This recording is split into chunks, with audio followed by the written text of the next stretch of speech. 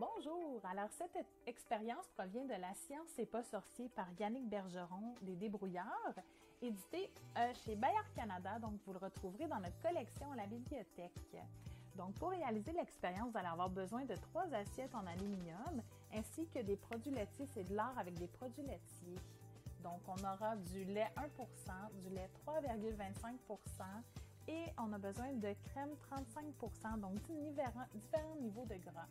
Et ensuite, du savon à vaisselle, ainsi que des colorants alimentaires de différentes couleurs. Donc, ce que je vais faire, c'est que je vais répartir les produits laitiers, donc un par assiette. Je vais commencer par celui qui est le moins gras, donc le lait 1% à l'assiette en avant. Ensuite, je vais mettre le lait 3,25% dans la deuxième assiette, puis la crème 35%, donc la plus grasse, dans la troisième assiette. Par la suite, je vais déposer des gouttes de colorants alimentaires de différentes couleurs dans chacune des assiettes.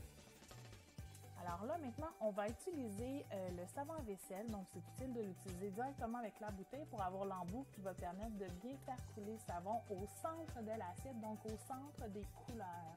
Les couleurs, veuillez noter que je les ai placées en cercle. Donc, on va déposer une goutte et observez bien ce qui va se passer avec la couleur. Donc, ça va faire déjà des œuvres d'art. Magnifique!